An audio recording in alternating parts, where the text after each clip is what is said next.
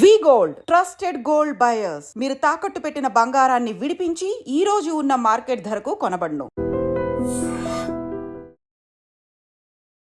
నమస్కారం, welcome to I dream. ధర్మ మార్గం విత్ విజిత కార్యక్రమానికి స్వాగతం.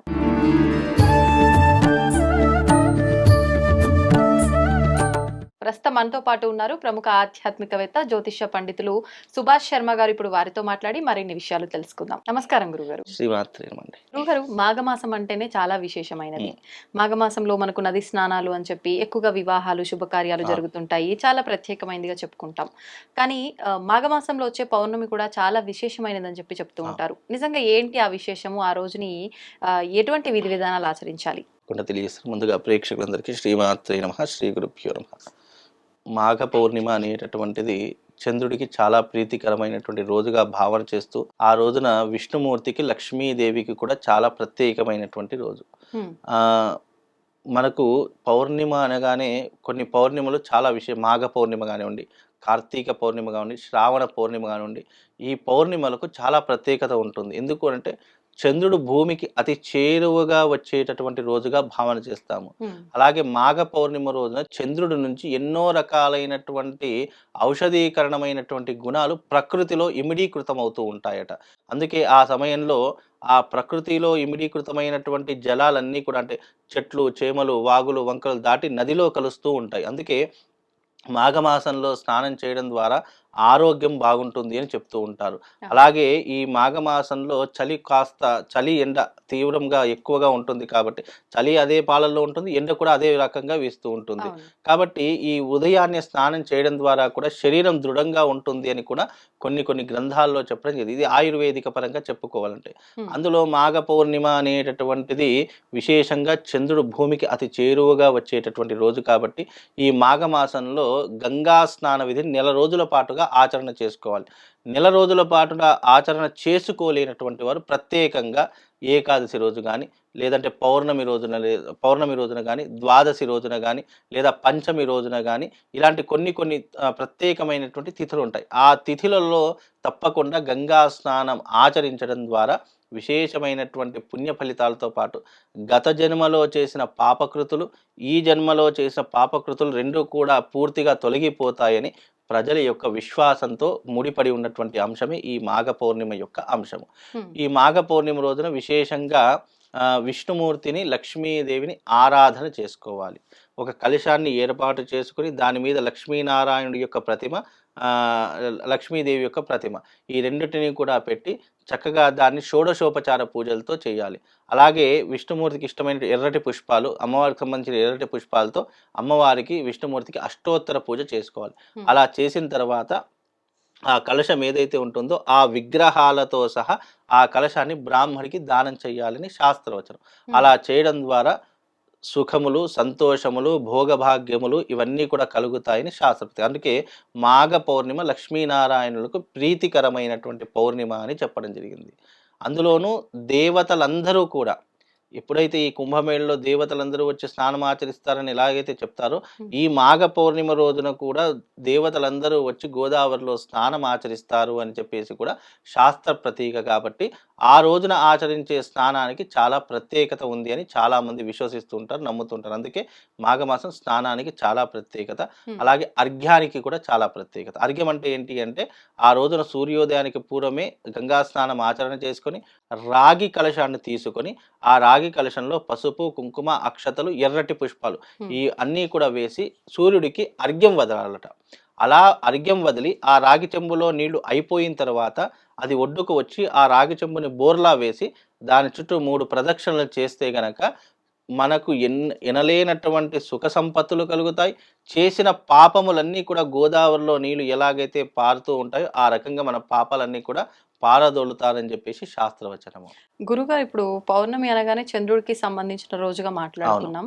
మరి ఇది అంటే అర్ఘ్యం అనగానే సూర్యుడికి సంబంధించి ఎందుకు ఈ విధానం ఎందుకు ఆచరించాలి ఆ రోజున? ఇక్కడ అర్ఘ్యము అనేటటువంటిది సూర్యుడికి సంబంధించి, ఇప్పుడు చంద్రుడు సూర్యుడు వేరు కాదు. చంద్రుడు ఏంటి అంటే గనక ఎప్పుడైతే మనకు ఆ అర్ఘ్యాన్ని సూర్యోదయము పూర్వమే ఇస్తామో ఆ అర్ఘ్యము సూర్య భగవానుడికి చెందుతుంది. హ్మ్. కాబట్టి రాత్రి సమయంలో చేసినటువంటి అర్ఘ్య ప్రదానం చంద్రుడికి చెందుతుంది. హ్మ్. సూర్యుడికి అర్ఘ్య ప్రదానం ఇవ్వాలి, చంద్రుడికి అర్ఘ్య ప్రదానం ఇవ్వకూడదని శాస్త్రం చెప్పలేదు. ఆ! ఇద్దరు కూడా ప్రత్యక్షంగా, పరోక్షంగా మన కంటికి కనిపించేటటువంటి దేవతలు సూర్యచంద్రులే. వాళ్ళు ఉన్నారు కాబట్టే భగవంతుడున్నాడు, సృష్టి ఉంది, సృష్టి ఇంకా నడుస్తుంది అని చెప్పడానికి సాక్షిభూతాలు ఏవైనా ఉన్నాయంటే అవి సూర్యచంద్రుడి యొక్క గమనం ప్రకారం నడుస్తాయి. కాబట్టి చంద్రుడికి కూడా అర్ఘ్యం ఇవ్వవచ్చు. సూర్యుడికే ఇవ్వాలి అనేటటువంటి ప్రత్యేకమైనటి లేదు. చంద్రుడికి కూడా అర్ఘ్యం ఇవ్వడం ద్వారా ఏమవుతుందంటే మనలో ఉన్నటువంటి గ్రహగతులన్నీ కూడా ఆహ్, గ ఇబ్బ ఏదైతే మన గ్రహాలు ఇబ్బందులు పెడుతున్నాయో ఆ గ్రహ యొక్క ఇబ్బందులు కూడా తొలగిపోతాయని శాస్త్రవచనం. అందులోనూ చంద్రుడు మనఃకారకుడు అని చెప్పి శాస్త్రం చెప్పింది. మనకు శ్రీ సూక్తం, లక్ష్మీ సూక్తంలో కూడా చెప్పడం జరుగుతుంది. చంద్రమా మనసోజ్జాత చక్షో సూర్యో అజాయతః అంటే చంద్రుడు మనస్సుకి కారకుడు కాబట్టి మనసు ప్రశాంతంగా ఉండాలన్నా, మానసిక స్థైర్యాన్ని పెంచుకోవాలనుకున్న చంద్రుడిని ఉపాసించడం ద్వారా చాలా సద్బుద్ధులతో పాటు మనసు ఎప్పుడూ కూడా ప్రశాంతంగా ఉండేటటువంటి అవకాశం చంద్రుడిని ఆరాధించడం ద్వారా కలుగుతుంది. హ్మ్. మళ్ళీ ఎస్పెషల్లీ ఆ రోజు ఏంటంటే ఎప్పుడు కూడా పౌర్ణమి రోజు కొన్ని కొన్ని ప్రదేశాల్లో విశేషమైనటువంటి విధానాలు పాటిస్తూ ఉంటారు. ఏంటి అంటే హ్మ్. సంతానం లేనటువంటి వారికి ఎస్పెషల్లీ పౌర్ణమి ఘడియల్లో రాత్రి 8-9 గంటల మధ్య కాలంలో సంతానం కోసం ఈ పసరు పోస్తూ ఉంటారు. ఆహా! ఈ ఆయుర్వేదిక నాటు మందులని చెప్పి వాడుతుంటాం కదా! ఆ ఆయుర్వేదిక పసరు పోస్తుంటారు. ఎస్పెషల్లీ ఆ పౌర్ణమి రోజున పోయడం ద్వారా ఏంటంటే గర్భం దాలుస్తుంది. గర్భపాతమైనటువంటి ఏదైనా ఇబ్బందులున్నా కూడా అవి తొలగిపోతాయని కూడా హ్మ్. కొంతమంది విశ్వసిస్తారు. ఇప్పటికి కూడా కొన్ని కొన్ని ఆలయాల్లో పౌర్ణమి వచ్చింది అంటే రాత్రి చంద్రుడు నిండుగా ఉన్నటువంటి సమయంలో పసరు వేస్తూ ఉంటారు. పసరు మందు అని అంటారు దాన్ని. హ్మ్. అలాగే ఇంకొంతమంది ఏం చేస్తారంటే రాత్రి 8-9 గడియల్లో అంటే చంద్రుడు ఎప్పుడైతే నిండుగా ఉంటాడో ఆ సమయాల్లో చాలామంది శివారాధన చేస్తూ ఉంటారు. హ్మ్. పౌర్ణమి రోజున శివారాధన, శ్రీచక్రార్చన ఎవరైతే ఆచరిస్తారో నిజంగా వాళ్లకు భూత భవిష్యత్ వర్తమానాదులు ముందే తెలిసిపోతాయని కూడా శాస్త్రవచనంలో చెప్పడం జరిగింది. అంటే ఇవన్నీ ఎట్లా ఇవి క్రమం తప్పకుండా ఆచరిస్తూనే ఉండాలిగ.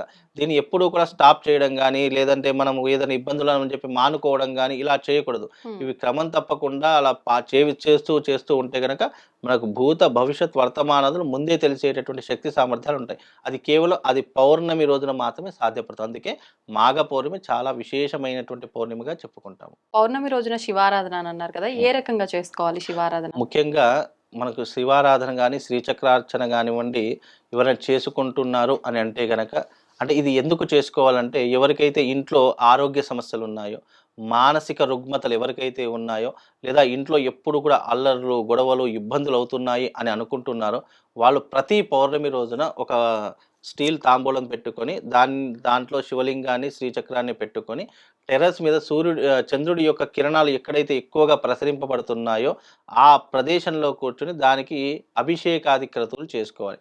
అభిషేకం చేసిన తర్వాత కేవలం పాలే, మళ్ళీ పెరుగు, తేనె, నెయ్యి ఏమీ అవసరం లేదు. హ్మ్. కేవలం స్వచ్ఛమైనటువంటి ఆవు పాలతో చేయాలి. ఆవు పాలతో చేసిన తర్వాత ఆ శివలింగాన్ని, శ్రీచక్రాన్ని 2 తీసి పక్కన పెట్టేసి దాన్ని శుభ్రపరిచేసుకొని అలంకరణ చేసి పక్కన పెట్టేసారు. ఆ పాలు ఉంటాయి కదా! అభిషేకం చేసిన పాలు, ఆ పాలలో చంద్రుడి యొక్క ప్రతిబింబాన్ని చూడాలి. హ్మ్. చంద్రుడి యొక్క ప్రతిబింబాన్ని ఆ పాలల్లో చూసిన తర్వాత ఆ పాలను సేవించడం ద్వారా అనేక రకములైనటువంటి రోగాలు నయమవ్వడంతో పాటు ఆ పాలను స్వీకరించడం ద్వారా మనకు ఉన్నటువంటి దారిద్ర్యం తొలగిపోతుందంట. Negative energy తొలగిపోతుందంట. మనకెవరైనా ఏదైనా మందులు పెట్టినా, ఏదైనా హిప్నటైజ్ లాంటివి చేసినా, లేదంటే ఎవరైనా ఏదైనా ప్రయోగం చేసినా మన మీద పారకుండా ఉంటాయని చెప్పి శాస్త్ర ప్రతీక. కాబట్టి హ్మ్. ఇలాంటివి ఎన్నో రకాలైనటువంటి క్రతువులు పౌర్ణిమ రోజున చేసుకుంటారని శాస్త్ర ప్రతీక. కాబట్టి ఈ రకమైనటువంటి విధానాలు చేసుకున్నా కూడా శివుడి యొక్క సంపూర్ణమైనటువంటి అనుగ్రహంతో పాటు మనకున్నటువంటి రోగాలు కూడా దూరం అయిపోతాయండి. ఇప్పుడు మీరు చెప్పిన ఈ శివుడికి అభిషేకం చేసే విధానం ఏ సమయంలో చేయాలి? మనకు రాత్రి సమయంలో చంద్రుడి యొక్క కిరణాలు ఎప్పుడు నిండుగా ఉంటాయంటే 8:30 నుంచి మనకు 10 గంటల వరకు చంద్రుడు మన నడి నెత్తి మీద వస్తూ ఉంటాడు. అలా వచ్చినప్పుడు దాని యొక్క కిరణాల యొక్క ప్రసరణ ఏదైతే మనం అభిషేకం చేసినటువంటి శివుడి మీద పడుతుంది.